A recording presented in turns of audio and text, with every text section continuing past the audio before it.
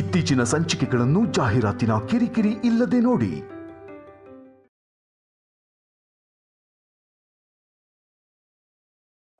ನಾನು ಕಲ್ಯಾಣಿಗೆ ಮೆಣಸಿನ ಪುಡಿ ಹಾಕಿರೋ ಕಾಫಿ ಮಾತ್ರ ಕುಡಿಸ್ದೆ, ಆದ್ರೆ ಅವಳು ನನಗೆ ವಿಷ ಕುಡಿಸೋ ಅಂತ ಕೆಲಸ ಮಾಡಿದ್ಲು. ಸಹಿಸ್ಕೊಳಕ್ಕಾಗದೆ ಇರೋಂಥ ನೋವು ಕೊಟ್ಲು ಅಪ್ಪ. ಅದು ಹಾಗಲ್ಲ ಕಣೋ. ಇನ್ನೇನು ಹೇಳ್ಬೇಡಪ್ಪ. ಒಂದು ಸಾರಿ ಪಾಸಿಟಿವ್ ಆಗಿ ಯೋಚನೆ ಮಾಡು, ಅವಳನ್ನ ಅರ್ಥ ಮಾಡ್ಕೋ. ನೀನು ನನ್ನ ಬಗ್ಗೆ ಯೋಚನೆ ಮಾಡುವಪ್ಪ, ದಾರಿಲಿ ಹೋಗೋರ ಬಗ್ಗೆ ಅಲ್ಲ. ಇನ್ಯಾವತ್ತು ಕಲ್ಯಾಣಿನ ವಹಿಸ್ಕೊಂಡು ಬರಬೇಡಪ್ಪ. ಅವಳಿಗೆ ಬೇಕಾಗಿರೋರು ನನಗೆ ಬೇಡದೇ ಇರೋರು. ನೀವ್ ಯಾವಾಗ ಬದಲಾಗ್ತಿರೋ ಆ ದೇವ್ರು ನಿಮ್ಗೆ ಯಾವಾಗ ಒಳ್ಳೆ ಬುದ್ಧಿ ಕೊಡ್ತಾನೋ.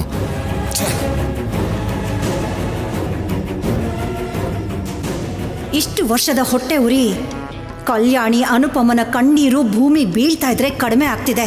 ಇದೆಲ್ಲ ಬರೀ ಆರಂಭ ಅಷ್ಟೇ. ಮುಂದೆ ಇದೆ ಮಾರಿ ಹಬ್ಬ.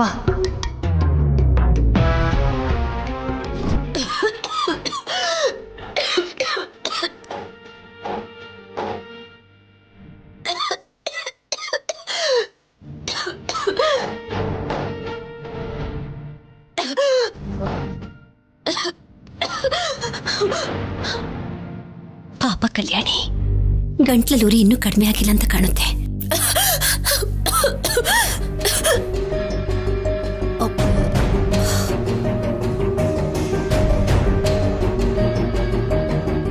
ಗೋದಾವರಿ, ಏನಮ್ಮ?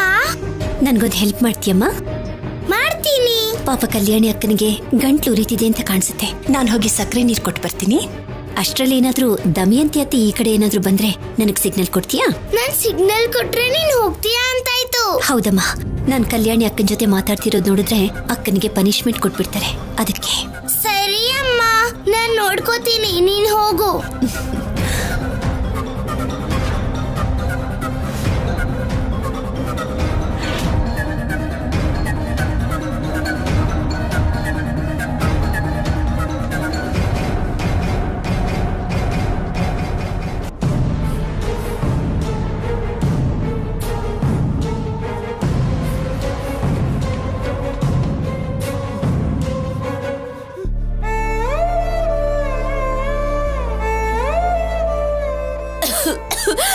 ಕಲ್ಯಾಣಿ,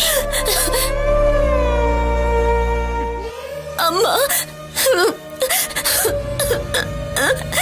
ತಗೋ ಕಲ್ಯಾಣಿ, ಸಕ್ಕರೆ ಬೆರೆಸಿದ ನೀರು ಕುಡಿ, ಗಂಟ್ಲೂರಿ ಕಡಿಮೆ ಆಗುತ್ತೆ. ತಗೋ.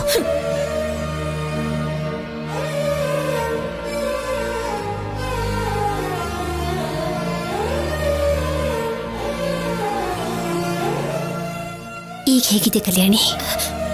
ಈಗ ಸ್ವಲ್ಪ ಬೆಟರ್ ಅಮ್ಮ.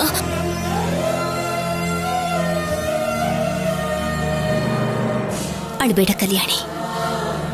ಶೌರ್ಯ ಈ ರೀತಿ ಬದಲಾಗ್ತಾನೆ ಅಂತ ನನ್ನ ಕನಸಿನಲ್ಲೂ ಅನ್ಕೊಂಡಿರ್ಲಿಲ್ಲ. ನೀನು ಅಂದ್ರೆ ಆಗದಿರೋಷ್ಟು ಕೋಪನ್ ಬೆಳೆಸ್ಕೊಂಡ್ಬಿಟ್ಟಿದ್ದಾನೆ. ನೀನ್ ಸ್ವಲ್ಪ ಹುಷಾರಾಗಿರು ಕಲ್ಯಾಣಿ. ಅದು ನನ್ ಮೇಲಿರೋ ಕೋಪ ಅಲ್ಲಮ್ಮ, ಸಂಪದ ಮೇಲಿರೋ ಪ್ರೀತಿ. ಸಂಪದ ಅವ್ರಿಗೆ ಮೋಸ ಮಾಡಿದಾಳೆ ಅನ್ನೋ ವಿಷಯನ ಇನ್ನೂ ಅವರಿಂದ ಜೀರ್ಣಿಸ್ಕೊಳ್ಳೋದಕ್ಕಾಗ್ತಿಲ್ಲ. ಅದಕ್ಕೇನೇನೋ ಆಫೀಸರ್ ನನ್ ಮೇಲೆ ಎಷ್ಟೇ ಕೋಪ ತೋರಿಸಿದ್ರು ನನಗ ಅವನ ಮೇಲೆ ಕೋಪ ಬರ್ತಿಲ್ಲ, ಕರುಣೆ ಬರ್ತಿದೆ. ಆಫೀಸರ್ ಜಾಗದಲ್ಲಿ ನಾನಿದ್ದಿದ್ರು ನಾನು ಹಾಗೆ ಮಾಡ್ತಿದ್ನೋ ಏನೋ.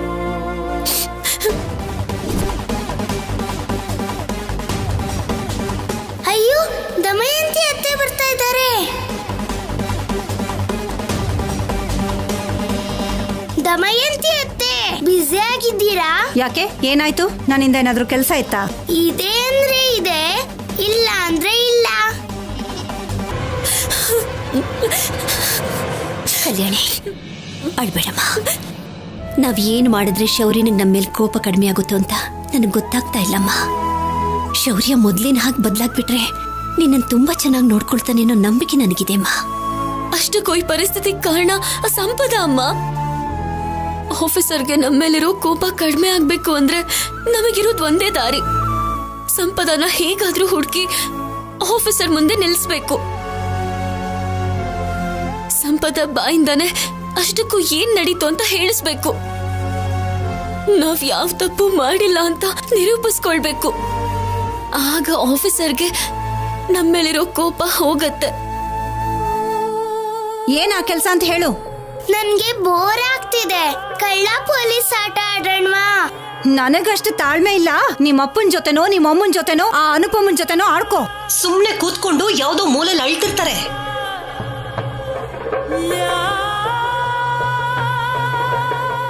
ಅಳೋದು ಅಂತಿದಂಗೆ ನೆನ್ಪಾಯ್ತು. ಈ ಕಲ್ಯಾಣಿ ಎಲ್ಲೂ ಕಾಣಿಸ್ತಿಲ್ವಲ್ಲ? ಎಲ್ಲೂ ಇಲ್ಲ ಅಂದ್ರೆ ಒಂದ್ ವೇಳೆ ಆ ಅನುಪಮನ ನೋಡಕ್ ಹೋಗಿದಾಳ ಏನು? ಏನತ್ತೆ ಆ ಕಡೆ ಹೋಗ್ತಿದ್ಯಾ? ನನ್ ಜೊತೆ ಆಟ ಆಡಲ್ವಾ? ಏನೋ ವಿಚಿತ್ರವಾಗಿದೆ. ಪಾರ್ವತಿ ವಿನಾಯಕನ್ನ ಕಾವಲುಗಿಟ್ಟ ಹಾಗೆ ಅನುಪಮ ಇವಳನ್ನ ಕಾವಲುಗಿಟ್ಟಿದಳ. ಅತ್ತೆ ಅತ್ತೆ,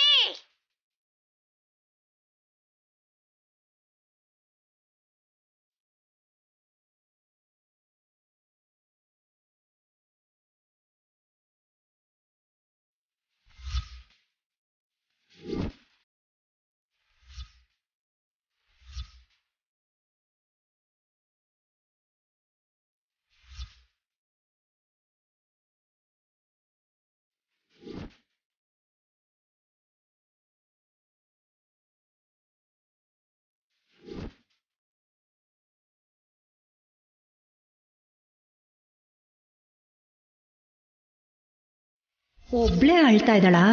ಅಳ್ಳಿ ಅಳ್ಳಿ.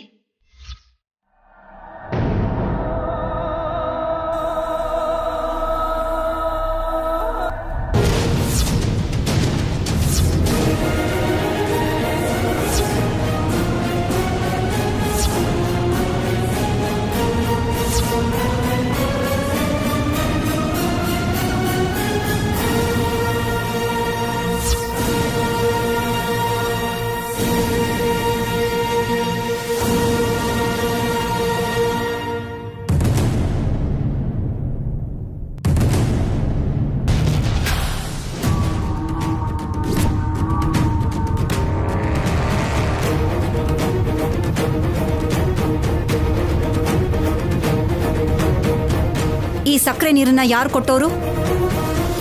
ಸಕ್ಕರೆ ನೀರು ಕುಡಿದ್ರೆ ಉರಿ ಕಮ್ಮಿ ಆಗತ್ತೆ ಅನ್ನೋ ಬುದ್ಧಿ ನಿನಗಿಲ್ಲ. ಹೇಳು, ಅನುಪಮ ಕೊಟ್ಲಾ ಇಲ್ಲ ನಿಮ್ಮ ಅಜ್ಜಿ ಕೊಟ್ಲಾ? ಅತ್ತೆ ಗ್ಲಾಸ್ ಕೊಡು. ಇದನ್ನ ನಾನು ಹಿಡ್ಕೋತೀನಿ. ನನ್ ಸಕ್ಕರೆ ನೀರು ಕುಡ್ದೆ ಅಂತ ಅಮ್ಮಂಗ್ ಗೊತ್ತಾದ್ರೆ ಅಮ್ಮ ನನಗ್ ಹೊಡಿತಾರೆ. ಹೋಗಿ ವಾಶ್ ಮಾಡ್ಬೇಕು. ಹೌದು, ನಿಮ್ಮನೇಲಿ ಕೂತ್ಕೊಂಡು ಕುಡಿಯೋದನ್ನ ಬಿಟ್ಟು ಗೋಡೆ ದಾಟಿ ನಮ್ಮನೆಗೆ ಯಾಕೆ ಬಂದೆ? ನನಗೆ ಲೆಫ್ಟ್ಗೂ ರೈಟಿಗೂ ವ್ಯತ್ಯಾಸ ಗೊತ್ತಿಲ್ಲ ಅತ್ತೆ. ಲೆಫ್ಟ್ ಅಲ್ಲಿರೋ ನಮ್ಮ ಮನೆ ಅನ್ನೋ ವಿಷಯನೂ ಮರ್ತೋಗಿದ್ದೀನಿ. ರೈಟ್ ಮನೆ ಒಳಗಡೆ ಬಂದ್ಬಿಟ್ಟೆ, ಸಾರಿ.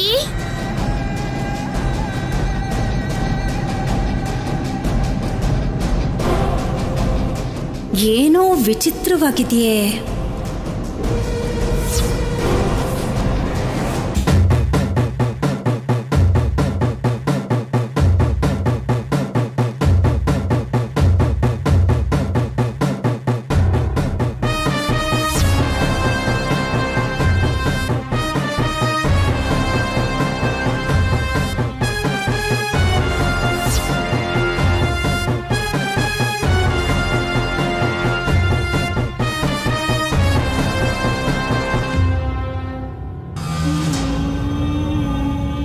ತಪ್ಪು ಮಾಡಿರೋನು ಏನೋ ಒಂದು ಮಿಸ್ಟೇಕ್ ಮಾಡ್ತಾನೆ. ಯಾವುದೇ ಚಿಕ್ಕ ಕ್ಲೂ ಸಿಕ್ಕಿದ್ರು ಕೂಡ ಬಿಡ್ಲೇಬೇಡಿ. ಕರೆಕ್ಟಾಗಿ ಪೂರ್ತಿಯಾಗಿ ಹುಡುಕಿ. ಚೆಕ್ ಮಾಡಿದ್ವಿ ಸರ್, ಎಲ್ಲ ಹೋಟೆಲ್ಸ್ನು ಅಲರ್ಟ್ ಮಾಡಿದೀವಿ, ಯಾವ ಕ್ಲೂನು ಸಿಗ್ಲಿಲ್ಲ. ಲುಕ್, ಅವ್ರ ಹತ್ರ ಹೆಚ್ಚು ಹಣ ಇಲ್ಲ. ಸೊ ಅವರು ದೊಡ್ಡ ಹೋಟೆಲ್ಸ್ ಅಲ್ಲಿ, ಲಾಡ್ಜಸ್ ಅಲ್ಲಿ ಇರೋದಿಲ್ಲ. ಚಿಕ್ಕ ಮನೆಗಳಿಗೆ ಶಿಫ್ಟ್ ಆಗ್ತಾರೆ. ನೀವು ಆ ಪಾಯಿಂಟ್ ಆಫ್ ವ್ಯೂ ಅಲ್ಲಿ ಚೆಕ್ ಮಾಡಿ. Yes sir.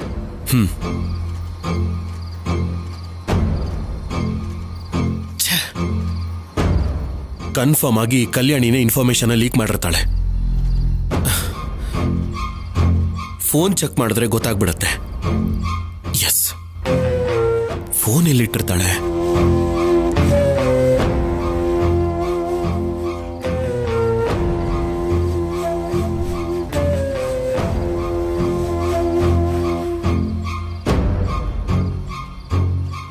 ಫೋನ್ ಅಲ್ಲಿಲ್ಲ ಆಫೀಸರ್, ನನ್ನ ಹತ್ರ ಇದೆ.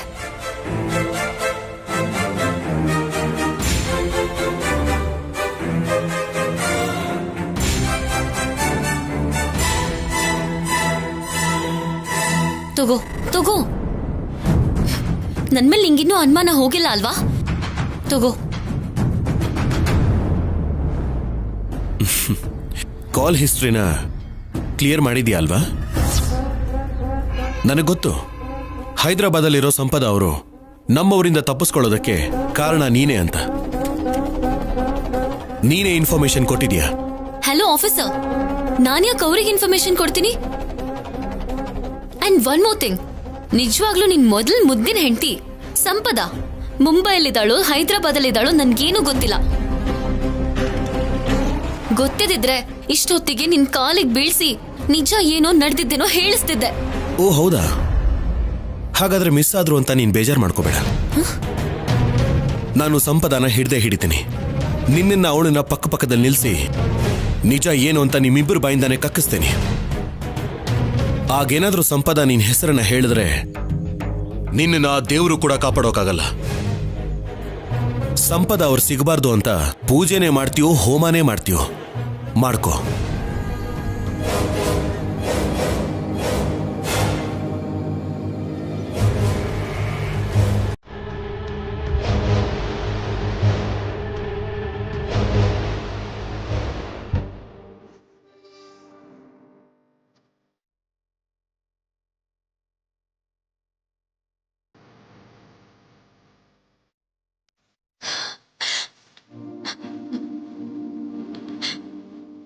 ಹೇ ಕಂದ, ನಿಮ್ಮಪ್ಪಂಗೆ ನನ್ನ ಮೇಲೆ ಕೋಪ ದಿನಕ್ಕೆ ಜಾಸ್ತಿನೇ ಆಗ್ತಿದೆ. ಅಷ್ಟಕ್ಕೂ ನಿಮ್ಮಪ್ಪ ಹೀಗಾಗೋದಕ್ಕೆ, ಈ ಮನೆ ಹೀಗಾಗೋದಕ್ಕೆ ಕಾರಣ ನಿಮ್ಮಮ್ಮ ಮಾಡಿರೋ ಮೋಸ.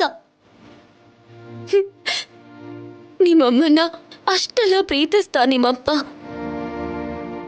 ಅಷ್ಟಕ್ಕೂ ನಿಮ್ಮಮ್ಮ ಹೆಣ್ಣೇನ ಅನ್ನಿಸ್ತಿದೆ. ತಾಳಿ ಕಟ್ಟಿ ಜೀವಕ್ ಜೀವ ಅನ್ನೋ ಹಾಗೆ ನೋಡ್ಕೊಳ್ಳೋ ಗಂಡನ್ನ 9 ತಿಂಗಳು ಹೆತ್ತು ನಿನ್ನ ಬಿಟ್ಟು ಹೊರಟು ಹೋದ್ಲು.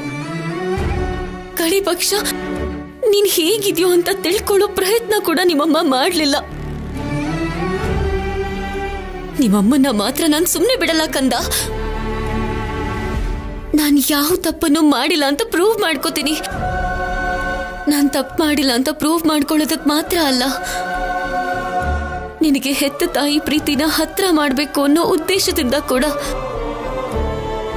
ಹೆತ್ತ ತಾಯಿ ಪ್ರೀತಿ ದೂರ ಆದ್ರೆ ಆ ನೋವು ಹೇಗಿರುತ್ತೆ ಅಂತ ನನಗ್ ಗೊತ್ತಿರೋದಕ್ಕೆ ಇಲ್ಲಿಗೆ ಬಂದ್ಮೇಲೆ ಇಷ್ಟೆಲ್ಲ ಪ್ರೀತಿ ಹಂಚಿರೋ ಕುಟುಂಬನ, ತಂದೆ ತಾಯಿ ಪ್ರೀತಿನ ದೂರ ಮಾಡ್ಕೊಂಡು ನಮ್ಮಪ್ಪ ಎಷ್ಟು ನೋವು ಪಡ್ತಿದಾರೋ ಅರ್ಥ ಆಗ್ತಿದೆ. ನಿನಗೆ ಅಂತ ನೋವು ಬರೋದಕ್ ಬಿಡಲ್ಲ ಕಂದ. ನಿನಗ್ ಮಾತ್ ಬರೋದಕ್ಕೂ ಮೊದಲು ನಿನ್ನ ನಿಮ್ಮಮ್ಮನ ಮಡಲಿಗೆ ಹಾಕ್ತೀನಿ. ತಾಯಿ ಮಗು ಬಂದ ಎಷ್ಟು ದೊಡ್ಡದೋ ನಿಮ್ಮಮ್ಮನಿಗೆ ಗೊತ್ತಾಗೋ ಹಾಗೆ ಮಾಡ್ತೀನಿ. ಆ ದಿನ ಖಂಡಿತ ಬರುತ್ತೆ ಕಂದ. ನಿಮ್ಮಮ್ಮ ಹೈದರಾಬಾದಲ್ಲಿದ್ದಾಳೆ ಅಂತ ನಿಮ್ಮಪ್ಪ ಹೇಳ್ದ ಅಲ್ವಾ? ಅಲ್ಲಿ ನನ್ನ ಫ್ರೆಂಡ್ಸ್ ಯಾರಿದಾರೋ ತಿಳ್ಕೊತೀನಿ. ಅವ್ರ ಮುಖಾಂತರ ನಿಮ್ಮಮ್ಮನ್ನ ನಿಮ್ಮಪ್ಪನ್ಗಿಂತ ಮೊದಲು ನಾನೇ ಕಂಡು ಹಿಡಿತೀನಿ.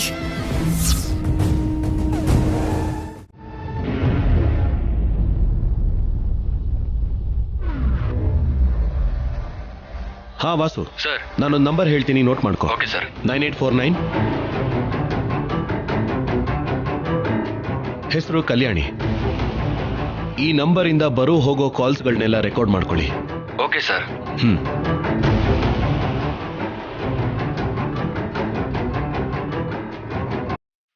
ಸೋಪ್ ಎಲ್ಲಿಟ್ಟು ನಾನು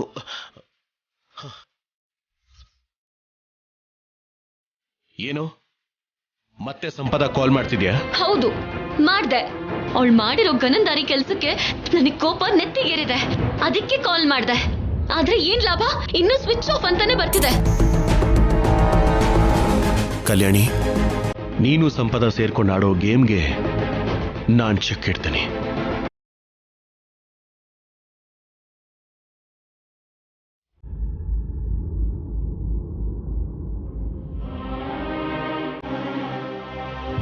ಹೋಗ್ಬೇಕಾಗಿರೋದು ನಾವಲ್ಲ, ನೀವು. ಈ ಮನೆ ಹಿರಿಯರಾದ ಶಿವ ಪಾರ್ವತಿ ಅವರೇ. ಈ ಮನೇಲೇ ಇರ್ತೀವಿ. ಈ ಮನೆ ಬಿಟ್ಟು ಹೋಗಲ್ಲ ಅನ್ನೋರು ಯಾರಾದ್ರೂ ಇದ್ರೆ ನನ್ನ ಮಗನ್ನ ದಾಟ್ಕೊಂಡು ಹೋಗಿ. ಆಗ ಎಲ್ರೂ ಈ ಮನೇಲೇ ಇರ್ಬೋದು. ನಾನು ಆವೇಶದಲ್ಲಿ ನಿರ್ಧಾರ ತಗೊಂಡಿಲ್ಲ, ಯೋಚನೆ ಮಾಡೋ ನಿರ್ಧಾರ ತಗೊಂಡಿದ್ದೀನಿ. ನನ್ನ ನಿರ್ಧಾರಕ್ಕೆ ಯಾರಾದ್ರೂ ಅಡ್ಡ ಬಂದ್ರೆ ಕಲ್ಯಾಣಿ ಮೇಲಾಣೆ, ಕಲ್ಯಾಣಿ ಮೇಲಾಣೆ. ಈ ಗೋಡೆ ಹೀಗೆ ಇರುತ್ತೆ. ಕುಡಿ ಅಂದೆ ತಾನೆ?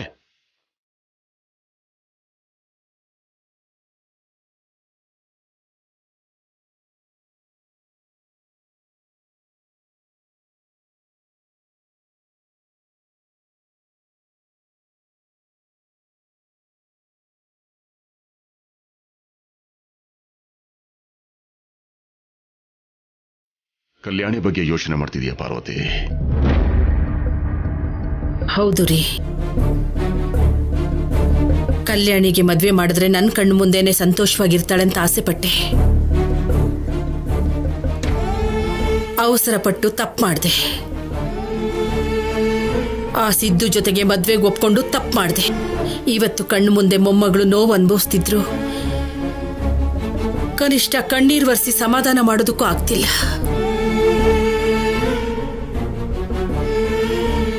ದಿನದಿಂದ ದಿನಕ್ಕೆ ಶೌರ್ಯ ಕಲ್ಯಾಣಿ ಮೇಲೆ ದೌರ್ಜನ್ಯ ಜಾಸ್ತಿ ಮಾಡ್ತಿದ್ದಾನೆ, ನೋವು ಕೊಡ್ತಿದ್ದಾನೆ. ಅವನು ಕಲ್ಯಾಣಿಗೆ ಗಂಡ ಆಗಿರೋ ವಿಷಯನ ಮರ್ತು ಹೋಗಿ ಪೊಲೀಸರು ಕಳ್ಳರಿಗೆ ಶಿಕ್ಷೆ ಕೊಟ್ಟ ಹಾಗೆ ಶಿಕ್ಷೆ ಕೊಡ್ತಿದ್ದಾನೆ. ನನಗೂ ಕೂಡ ನೋವಾಗ್ತಿದೆ ಪಾರ್ವತಿ. ಇಷ್ಟು ಚಿಕ್ಕ ವಯಸ್ಸಿಗೆ ಕಲ್ಯಾಣಿಗೆ ಆ ದೇವರು ಎಷ್ಟೊಂದು ಕಷ್ಟ ಕೊಡ್ತಿದ್ದಾನೆ. ದೇವರು ಕಲ್ಯಾಣಿ ಜೊತೆಲಿದ್ದಕ್ಕೆ ಸಿದ್ದು ಜೊತೆ ಮದ್ವೆ ಆಗ್ಲಿಲ್ಲ ರೀ. ಶೌರ್ಯ ಬದಲಾಗಬೇಕು ಅಂದ್ರೆ ಏನಾದ್ರೂ ಮಾಡ್ಬೇಕು ರೀ.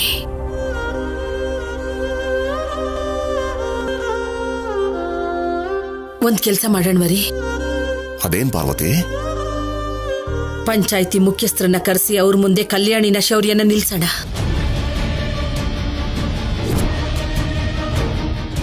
ಅವ್ರ ಮುಂದೆ ಶೌರ್ಯನ ನ್ಯಾಯ ಕೇಳೋಣ. ಇಲ್ಲ ಅಂದ್ರೆ ಪೊಲೀಸ್ ಸ್ಟೇಷನ್ಗೆ ಹೋಗಿ ಪೊಲೀಸ್ನವ್ರಿಗೆ ದೂರ್ ಕೊಡೋಣವಾ? ಎರಡೂ ಮಾಡಕ್ಕಾಗಲ್ಲ ಪಾರ್ವತಿ. ಪಂಚಾಯಿತಿಲಿ ಮುಖ್ಯಸ್ಥರು ಯಾರು? ಈ ಊರಲ್ಲಿರೋ 4 ಜನ ಶ್ರೀಮಂತರು. ಅವರಿಗೆ ನಾವು ಎಷ್ಟೇ ಹೇಳಿದ್ರು ಅಷ್ಟೇ.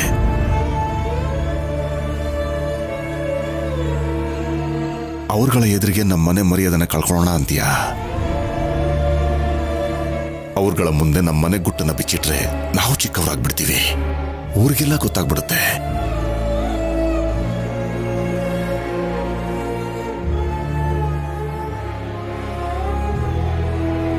ನೀನ್ ಹೇಳ್ದಾಗೆ ಪೊಲೀಸ್ ಸ್ಟೇಷನ್ಗೆ ಹೋಗಿ ದೂರು ಕೊಡೋಣ ಅಂದ್ರೆ ನಿನ್ ಮೊಮ್ಮಗನೇ ದೊಡ್ಡ ಪೊಲೀಸ್ ಆಫೀಸರ್.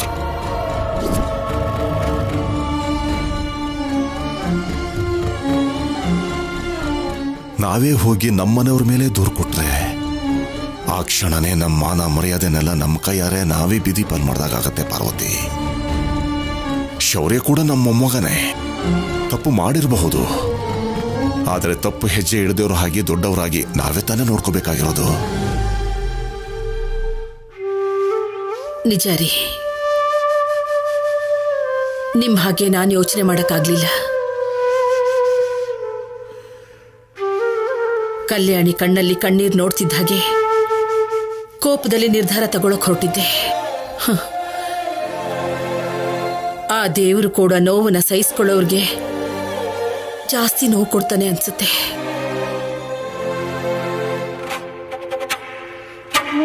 ಈ ಮನೆಗೆ ಕಾಲಿಟ್ಟು ಕೂಡ್ಲೆ ಅನುಪಮ ತನ್ನೆಲ್ಲ ಕಷ್ಟ ಸರಿ ಹೋಗುತ್ತೆ ಅನ್ಕೊಂಡ್ಲು. ಆದ್ರೆ ಈ ಮನೆಗೆ ಸೊಸೆಯಾಗಿ ಬಂದ್ಮೇಲೇನೆ ಅನುಪಮಗೆ ಕಷ್ಟಗಳು ಶುರುವಾಯಿತು. 18 ವರ್ಷ ಕಲ್ಯಾಣಿ ಅವರ ಅಪ್ಪ ಅಮ್ಮನ ಹತ್ರ ಸಂತೋಷವಾಗಿ ಬೆಳೆದ್ಲು. ನಮ್ಮ ಮನೆಗೆ ಬಂದ ದಿನದಿಂದ ಕಲ್ಯಾಣಿ ಕೂಡ ಕಷ್ಟಗಳು ಶುರುವಾಯಿತು. ಅವರಿಬ್ಬರ ಬಗ್ಗೆ ಯೋಚನೆ ಮಾಡ್ತಿದ್ರೆ ದುಃಖ ತಡೆಯಕ್ಕಾಗ್ತಿಲ್ಲ ರೀ. ನಾನು ಯಾಕೆ ಹೀಗಾಗ್ತಿದ್ದೀನಿ? ನಾನು ಹೀಗೆ ನೋವು ಅನ್ಭವಿಸ್ಬಾರ್ದು. ನಾನು ನೊಂದ್ಕೊಳ್ಳೋದನ್ನ ಅನುಪಮ ನೋಡಿದ್ರೆ ಅವಳು ಕೂಡ ಬೇಜಾರು ಮಾಡ್ಕೋತಾಳೆ. ಅನುಪಮ ಬೇಜಾರು ಮಾಡ್ಕೊಂಡ್ರೆ ಕಲ್ಯಾಣಿ ತಡ್ಕೊಳ್ಳಲ್ಲ. ಎಲ್ರು ಕಲ್ಯಾಣಿನ ಚಿಕ್ಕ ಹುಡುಗಿ ಅಂತಿದ್ದೀವಿ. ಅವಳು ವಯಸ್ಸಲ್ಲಿ ಮಾತ್ರ ಚಿಕ್ಕ ಹುಡುಗಿ. ನೋವನ್ನ ಸಹಿಸ್ಕೊಳ್ಳೋದ್ರಲ್ಲಿ ಅವಳು ಭೂದೇವಿರಿ. ಅವಳು ಅನುಪಮಗೋಸ್ಕರ ನಮ್ಮನೆ ಮರ್ಯಾದೆಗೋಸ್ಕರ ಎಷ್ಟೇ ಕಷ್ಟಗಳನ್ನು ಎದುರಿಸೋದಕ್ಕೂ ಸಿದ್ಧವಾಗಿದ್ದಾಳೆ ರೀ. ನಿಜನೇ ಪಾರ್ವತಿ, ಎಷ್ಟೇ ಆದರೂ ಕಲ್ಯಾಣಿ ನಿನ್ ಮೊಮ್ಮಗಳೇ ಅಲ್ವಾ? ಅದಕ್ಕೆ ಅಷ್ಟು ಧೈರ್ಯವಾಗಿ ಹಠವಾದಿ ಆಗಿದ್ರು ತಡ್ಕೊಂಡು ನಿಂತಿದ್ದಾಳೆ ಪಾರ್ವತಿ.